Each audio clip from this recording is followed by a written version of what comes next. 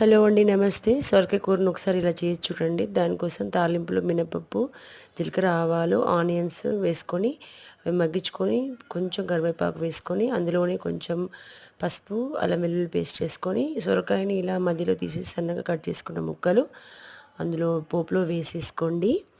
చక్కగా ఇవన్నీ సిమ్లో పెట్టేసి మగ్గించుకుంటూ ఉంటూ ఒక టేబుల్ స్పూన్ దాకా సాల్ట్ వేసుకోండి. అదే టైంలో ఒక 4-5 పచ్చిమిర్చి, 4-5 వెల్లుల్లి రెబ్బలు వేసుకొని మిక్సీ జార్లో కచ్చా పచ్చాగా గ్రైండ్ చేసుకొని అది పేస్ట్ని కూడా మనం అదే మగ్గుతున్న కర్రీలో వేసాము అంటే టేస్ట్ నెక్స్ట్ లెవెల్లో ఉంటుందండి. సో అదంతా మగ్గుతూ ఉండాలి. దాంట్లో వాటర్ ఏం పోయకూడదు.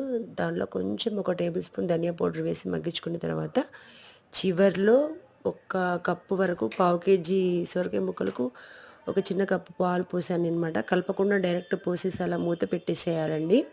సో అదంతా వాటర్, ఆ పాలు అంతా మగ్గిన తర్వాత చివర్లో కొంచెం మనం పుదీనా కానీ కొత్తిమీర కానీ వేసుకొని యాజ్ ఇట్ ఈస్ గార్నిష్ చేసుకుంటే కర్రీ చాలా టేస్ట్గా ఉంటుందండి. ఈ సమ్మర్లో ఇట్లా పాలు పోసుకొని సొరకాయ కూర వండుకుంటే చాలా టేస్ట్తో పాటు హెల్తీగా కూడా ఉంటారు.